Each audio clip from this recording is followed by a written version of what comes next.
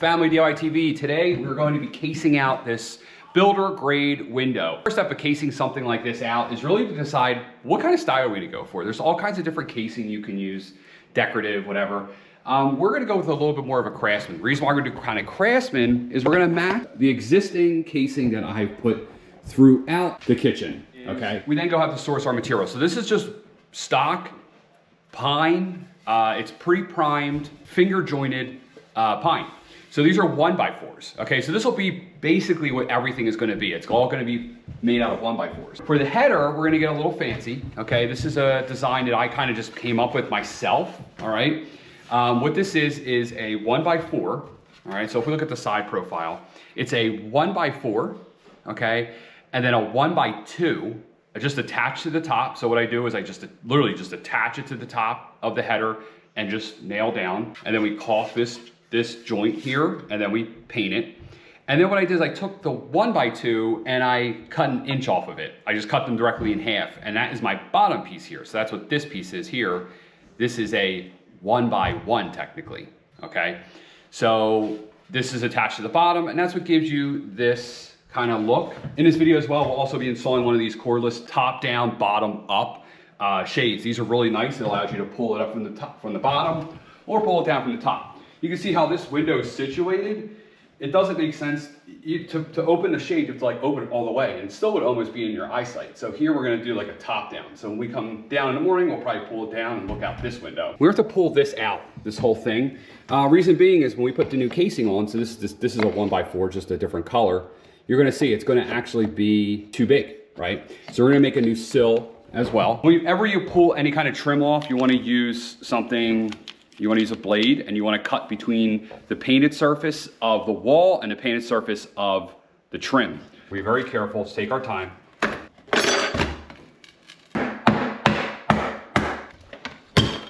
All right, here we go. So now we're gonna go through and we're just gonna flatten everything out. We're gonna get rid of all this old caulk, okay? Any old spackle that's maybe a little proud. You know, we just want a flat surface, okay? We're just gonna clean this up, get rid of any nails. Once everything's clean, then we'll start rebuilding. Everything is cleaned up. We're gonna start with the window sill or window stool, whatever you wanna call it, okay? I went to the normal stores. They really didn't sell anything that I liked, and really what we're going for here is more of a Craftsman style. We're gonna use a 1x6, which is actually 5.5 inches wide. 5.5 inches wide would be too big. So to figure out the actual depth that this needs to be, I'm gonna take a piece of my casing, I'm gonna put it on here, and I'm gonna measure. So if I measure, this gives me about, to the casing, about 4 3/4.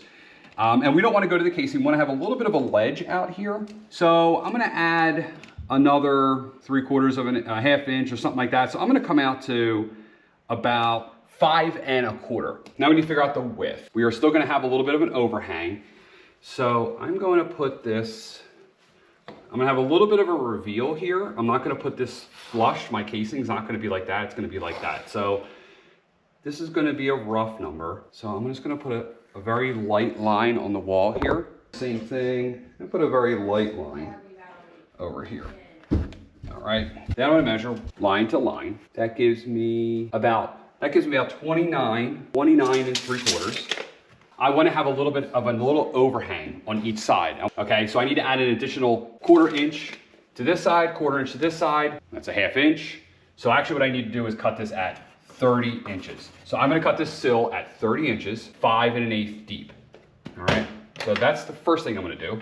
So we have to cut this at 5 1/8, all right? It's 5 1/2, so we gotta cut a little bit off. This is the harder of the two. If you don't have a table saw, you could use a jigsaw in theory, or you can use a circular saw. A jigsaw would probably work pretty good. The reason being is you're actually gonna put the cut side against the window. And if that cut isn't perfect, you're gonna caulk it. You're never gonna see it, okay? So you could just use a jigsaw. In my case, I'm gonna use a table saw. All right, now that we have our sill kind of roughly cut, what I did is actually I went and I just temporarily tacked on 2 pieces onto here. It just makes it easier when you're measuring. We need to center this, all right, in the opening. So what I could do is kind of hold it on there, and I'm gonna center it with my eye, center it on both sides so that I have the same reveal, you know, I mean, and I can measure this, but what I'm trying to avoid is any kind of measure, all right? So now what I can do is holding it there is I can make a mark right here, on the inside and right here. Okay. Now, yeah, these might be like, I mean, a slight off, but you're never gonna see it. I'm using my eye. All right, so now that that's there and that's there, measure the inside. So the inside measured on both sides at 4 inches. Okay, so between here and here is 4 inches. And then run my line at 4 inches. This is not working. Okay. Run it to 4. And we can do it this way too. All right, so it's gonna go in this way. We're gonna remove this material here. All right, I'm gonna use a jigsaw to cut this. So it's been a few days, okay? And I've done a few things with this stool or with this windowsill, okay? Now, when you cut some, depending on the wood you get, you might get like the wood grain, okay? So you do a few things to hide that. First thing you wanna do is maybe sand it down. Then what I like to do is I like to use basically this Drydex. It's the same stuff I use to fill the holes for any kind of nail holes. So what I do is I just put a little bit on, right? And then I sort of wipe it in until it's smooth, right? So what I'm looking for here is basically just a smooth surface. Then I will let this dry, I will sand it, and you might have to do this 1 or 2 times. Then what I do is I use a very good high quality primer and I will prime this, okay? And you could do it in both orders. You could prime it first, sand it, then put the pink stuff on, and then prime it again. You know, but it's basically a combination of sanding, primer, really good primer, and this Drydex, okay? If you do that, then you can get a very smooth finish, and you'll see like this, for example, this has the front. This is what it will come out to, all right? This has to be painted, it's been hit a couple times, but you know, it'll completely hide that wood grain. We are gonna start with installing this stool. So what I'm gonna do is I am going to run mine a little higher than the old one. Reason why is because I wanna hide all of this messed up drywall. And what I'm looking at here is my window is out a little bit. It's not perfectly level. And I mean, I could level this, but I'm not. I'm just gonna basically eyeball it so that it's the same gap here and here. One thing I'm gonna look for is actually that the sill isn't like this, all right? I'm gonna make sure that it's actually kind of pitched down a little bit. The reason why you want this is any water gets on it, it'll kind of pour out. You know, so you just want just a slight pitch this way on the outside. So I will pitch it out a little bit. Now, I could use some spacers. I could use some shims. In my case, this piece of scrap wood that I had in my basement is actually perfect. So if I slide this in here, underneath here, I push down, it's giving me a pretty good even gap. I'm going to use an 18 gauge brad nailer. This is my Ryobi. I'll put a link to this down below. I love this thing. Really good price. I've done all the trim in my house with this thing. I think for a homeowner, it's a great tool. Okay. All right, so I did decide to throw a couple shims in here. So I threw the two fat sides and I just threw one in the middle. Then I'll just cut this off later, okay? Now we do need to remember, there is gonna be another piece of wood down here kind of holding this in the front. So what you wanna make sure is that when you push on the back, it doesn't fall back, right? So that's why I added those shims back there to basically add some stability. So if you look at this one, well, this one's not moving, but this one would kind of dip down a little bit. So just to add some stability, I did throw some shims in there. So I'll probably throw some shims on the side as well.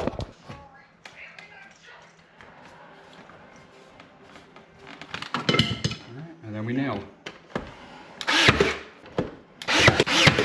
So I put 3 nails, 1, 2, 3. Then we put this one up here. We'll put some nails in the front. All right, now I'm gonna cut these off. Okay, easiest way is to get yourself an oscillating tool. Again, I'll put a link to this down below. If you're doing trim, this is like the best tool ever. This will avoid you from breaking it. You could always cut these with an X-Acto knife and then break them off. But... All right, so let's talk about placement of this header. So normally when you do trim, you keep a little bit of a gap, right?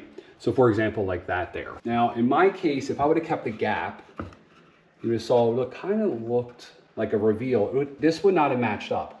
So what we decided to do is basically make this header sort of match up with this one, and I cut a little angle in it there. You can see this. This is sort of very custom. So what I do is this is how I do my trim. I just temporarily add these blocks here with the reveal that I want. I cut my overhang. I make sure that the overhang is the same on both sides. What I'm gonna do now is basically attach this header. Okay, so we'll have the stool and we'll have the header installed. Okay, use the same 2-inch 18 gauge brad nails.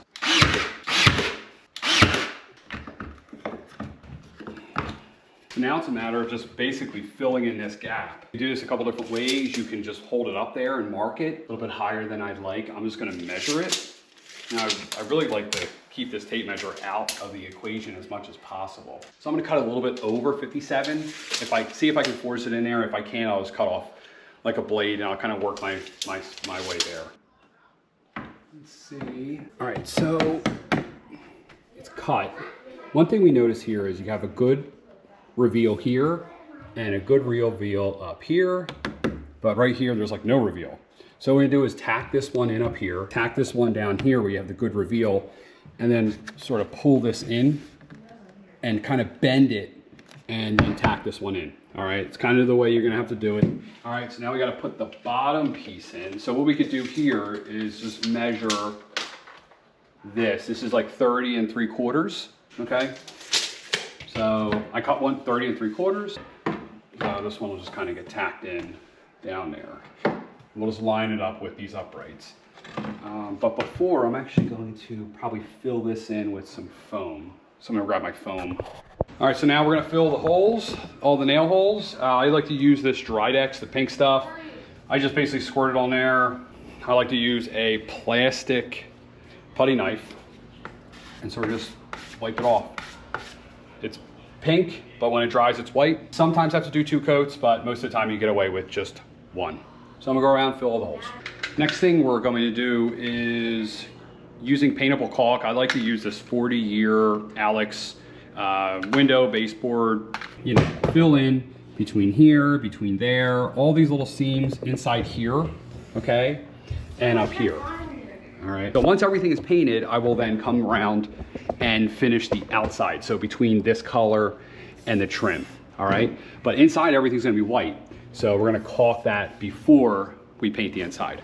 What I do is I cut it on a little bit of an angle, and I have this kind of in my tool bag here. This is a piece just of ground wire, and I use this to open up the caulk, okay? And I clean this off. And I like doing it this way.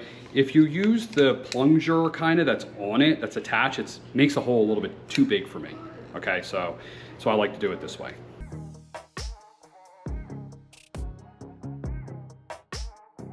So now we're gonna get a coat of paint on here, okay?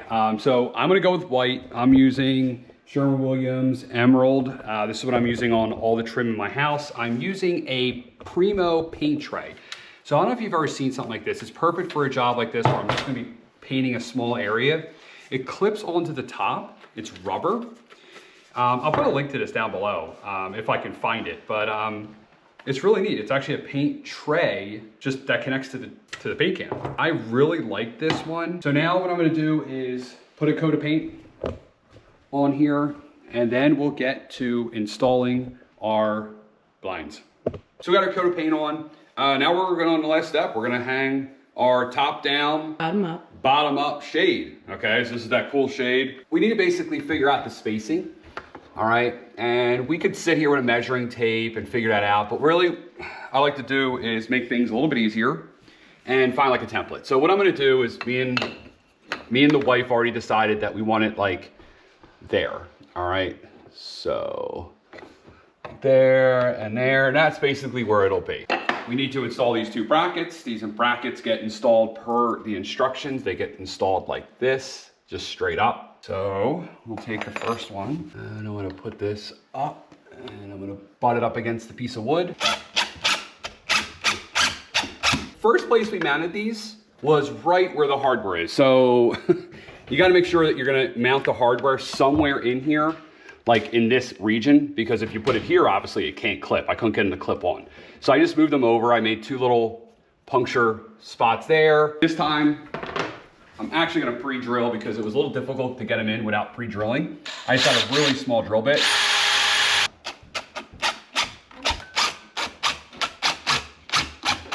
All right, so now that we moved the mounts, that was fun. There is a back and a front, so you can see the back is a little bit shorter and the front is a little bit longer. So now, basically all you do is you kind of latch the front, so you can see that's in there, and then and it'll latch in the back. So that one's in. Oh, that's not good. And now, that one's in. And you sort of center it, but that is it. That's installed. Oh, there we go. You know what we gotta do? We have to install these latches. You having problems? This blind is like your best friend today. Oh my. Who won? You or the blinds? I'm gonna win. So now let's try to figure out how to put these on. It looks easy. It's not. Yeah, I'll probably break them. Yeah, right here, babe. So I'm gonna use the window as my center. Looks like you just latch it on. Is it the same piece? Okay. Oh, jeez. All right. Oh, yeah.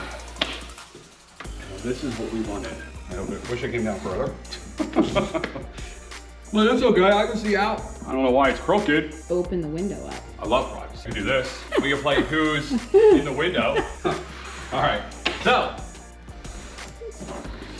that is how to frame out a builder grade window. Replacing the stool, adding some special casing on the side, adding a custom header. You can see there's a couple different headers that I've done. I've made multiple videos on this. We've actually made a video on how to do this entire kitchen. This kitchen was completely different about a year ago. There's actually multiple walls in here. If you're into this kind of DIY stuff, I would ask you to please subscribe to the channel. I'm Mike, Family DIY TV, and I am... No, don't jump out the window. Don't jump out the window? Don't jump out the window. And I am not jumping out the window. That wasn't a good idea. Please like, subscribe, and leave me a comment. That'll be fun. That's so stupid. I can't wait to clip that together.